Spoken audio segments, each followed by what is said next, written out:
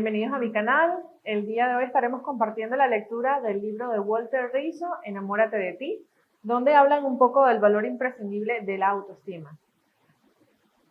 Empezamos por el capítulo 2. Hacia un buen autoconcepto. Ten el valor de equivocarte. Engel. La mayoría de nosotros andamos con un garrote invisible y especialmente doloroso con el que nos golpeamos cada vez que nos equivocamos de rumbo o no alcanzamos las metas personales. Los que no se quieren a sí mismos han aprendido a echarse la culpa por casi todo lo que hacen mal y a dudar del propio esfuerzo cuando hacen las cosas bien, como si tuvieran los cables cruzados. Si fracasan, dicen, dependió de mí. Y si logran ser exitosos por alguna cuestión, afirman, fue pura suerte. Hay una subcultura del autosabotaje que ejerce sus influencias negativas y nos llevan a hacernos responsables más de lo malo que de lo bueno. No hay que ser tan duro con uno mismo. El autoconcepto se refiere a lo que piensas de ti, al concepto que tienes de tu persona, así como podrías tenerlo de alguien más. Y, como es lógico, tal concepto se vería reflejado en la manera de cómo te tratas a ti mismo, qué te dices, qué te exiges o cómo lo haces. Pues autoaferrarte, autorreforzándote y mimarte o insultarte y no ver nada bueno en tu comportamiento, o también puedes ponerte metas inalcanzables y lacerarte luego por no alcanzarlas. Como lo hace mucha gente, así parezca lo más irracional del mundo. Somos víctimas de nuestras propias decisiones. Cada quien elige amarse a sí mismo o no. Aunque no siempre somos conscientes del daño que nos hacemos, además de sobrevivir al medio y a la lucha diaria, también hay que aprender a sobrevivir a uno mismo. El enemigo no siempre está afuera. La mala autocrítica. La autocrítica es conveniente y productiva si se hace con cuidado y con el objetivo de aprender y crecer. A corto plazo puede servir para generar nuevas conductas y enmendar los errores, pero si se utiliza indiscriminadamente y cruelmente, genera estrés y afecta de manera negativa el autoconcepto. Si la usas inadecuadamente, terminarás pensando mal de ti mismo. Hagas lo que hagas. He conocido gente que no se cae bien a sí misma, no se acepta y se rechaza de manera visceral. Me gustaría ser más alto, más lindo, más inteligente, más sensual, más eficiente. Y la lista es interminable. Se comparan todo el tiempo con quienes son mejores o los superan en algún sentido. Los escucharás decir con frecuencia, no me aguanto a mí mismo o soy un desastre. La expresión más vale solo que mal acompañado la reemplazan por más vale acompañado que solo. Cuando le sugerí a una jovencita que se observara a sí misma para conocerse mejor, entró en pánico. Sola conmigo misma, pero si no me aguanto ni un minuto, soy la persona más aburrida y poco interesante del planeta. La sugerencia de acercarse a la soledad le producía un verdadero terror, por lo que no quería saber nada de estar cara a cara con su propio ser. El mal hábito de estar haciendo permanentes revisiones interiores duras y crudas incrementa la insatisfacción con uno mismo y los sentimientos de inseguridad. Nadie aprende con métodos basados en castigos. Recuerdo cuando era niño, asistía a un colegio cuya pedagogía se basaba en métodos de enseñanza supremamente punitivos. Nos trataban como malhechores, en potencia a quienes encauzar y educar a cualquier precio. Si no sabías la lección o no habías hecho las tareas correctamente, te sentaban en un rincón del salón mirando la pared y te ponían un bonete en la cabeza y unas orejas de burro. No estoy exagerando ni un ápice. La crueldad era exponencial. No solo te exhibían frente a tus compañeros como el mayor de los incapaces, sino que literalmente te exiliaban del resto. Recuerdo que en más de una ocasión me pasé horas mirando el muro y contando hormigas. Si hablabas en clase o hacías algo que se saliera del reglamento, la pedagogía correctiva consistía en hacerte poner las manos hacia arriba para que el profesor te diera unos reglazos en las palmas. Insisto, todo ocurría delante de los otros alumnos como forma de escarmiento público. Los golpes dolían mucho y aunque no eran latigazos, se parecían. De más está decir que estos procedimientos humillantes eran permitidos por parte de los respectivos directores del colegio y del Ministerio de Educación en aquel entonces. Me viene a la memoria un paciente que no hacía más que autocastigarse. Se insultaba unas 50 veces al día en voz baja. Se prohibía la mayoría de los disfrutes como si fuera un fakir y tenía tantas reglas y requisitos para vivir que le era imposible sentirse bien. Estaba tan limitado y confundido que ya no sabía la verdad quién era. Él decía que se sentía como una fotocopia de sí mismo, y no es exageración. Muchas personas les ocurre que cuando se pierden en los deberías y las obligaciones autoimpuestas, ya no recuerdan cómo eran en realidad. Las máscaras psicológicas no solo se agotan, sino que se despersonalizan. El hombre apenas tenía 35 años. Era incapaz de tomar decisiones por sí mismo y pedía permiso hasta para respirar.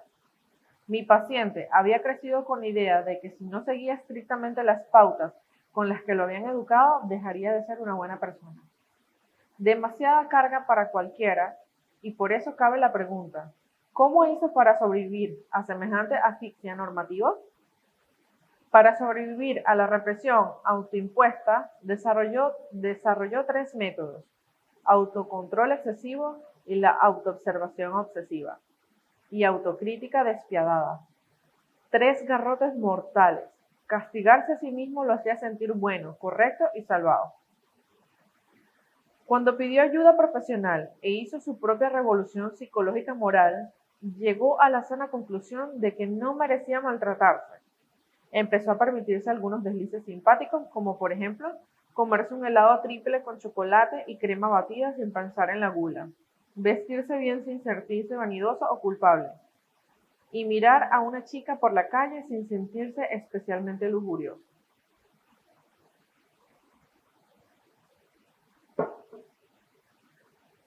El castigo sistemático, en cualquiera de sus formas, lo único que te enseñará es a huir de los depredadores y castigadores de turno.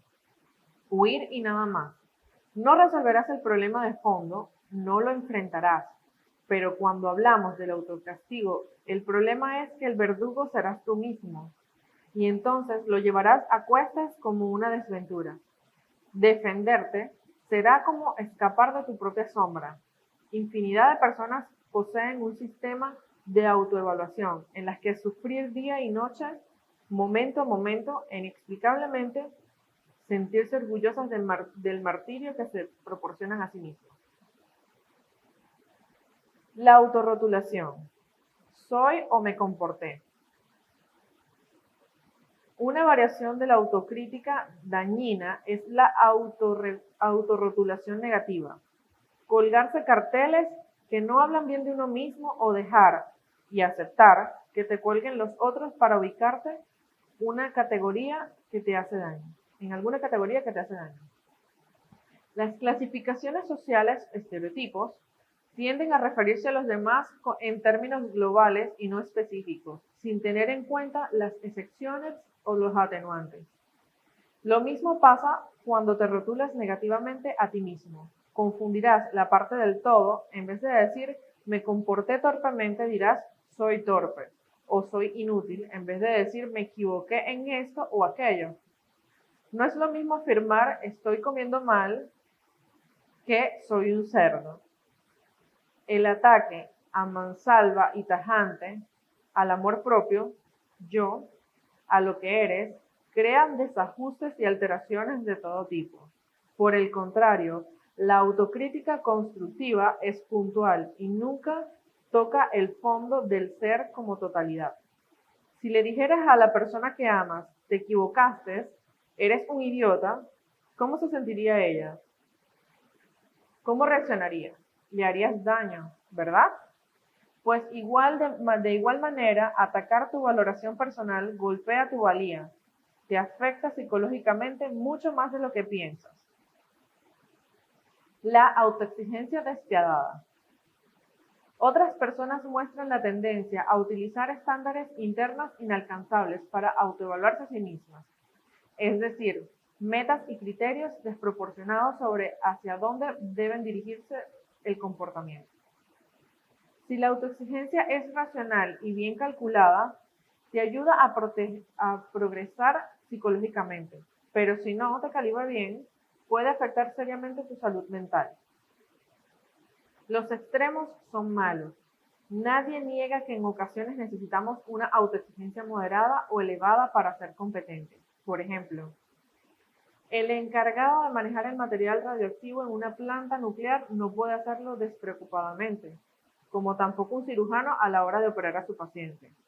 No obstante, el desajuste se produce cuando esos niveles de exigencia se hacen imposibles de alcanzar. Por ejemplo, la idea del debo destacarme en casi todo lo que hago, que debo ser mejor que a toda costa y no debo equivocarme, son imperativos que llegan a convertirse en un verdadero martirio. Si ubicas la felicidad o la autorrealización exclusivamente en la obtención de resultados, muy pronto descubrirás la paradoja de sentirse bien, que para sentirte bien deberás sentirte mal. El bienestar dependerá de tantas cosas ajenas a tu persona que te será imposible hacerte cargo de tus logros personales. La poeta Margaret Lee Runbeck dijo alguna vez, la felicidad no es una estación a la cual hay que llegar, sino una manera de viajar. Esa es la salud mental, viajar bien. Aquellos que se obsesionan con el éxito solo lo convierten en un valor y además manejan esquemas rígidos de ejecución. Viajan mal aunque quieran aparentar lo contrario.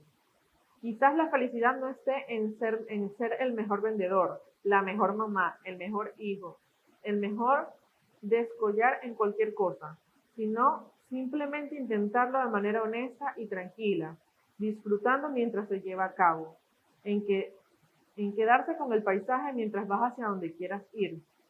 ¿Nunca has hecho un viaje con alguien que pregunta todo el tiempo cuánto falta para llegar, mientras ignora las cosas más bellas que pasan por su lado? La concentración en el proceso es determinante para obtener un buen producto.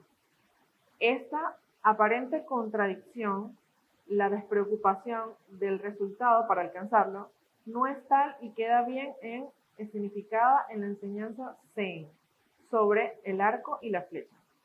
Si el arquero se concentra en sus movimientos, en la respiración, en el equilibrio, sin estar pendiente de acertar, dará en el blanco con solo apuntar. Pero si en dar en el centro y obtener el máximo puntaje se convierte en una cuestión determinante obsesiva, la ansiedad bloqueará la fluidez de sus acciones y fracasará en el intento. Si posees criterios estrictos para autoevaluarte, siempre tendrás la sensación de insuficiencia, de no dar en el blanco. Tu organismo comenzará a segregar más adrenalina de lo normal y la tensión mental y física interferirá con el buen rendimiento para alcanzar las metas. Entrarás en un círculo vicioso de lo que aspiras cada día a más y tienes cada día menos.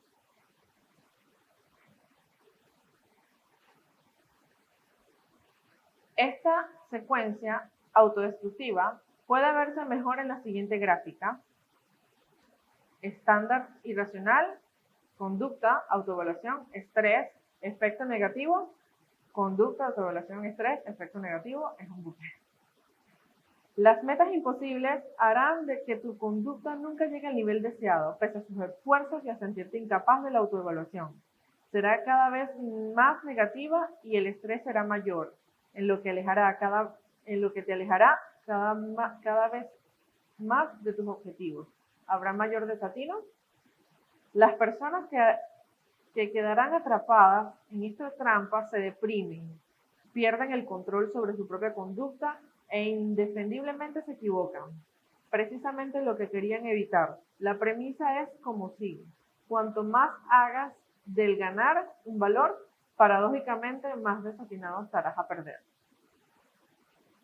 De momento vamos a dejar acá la lectura del capítulo 2 y continuaremos en el próximo video.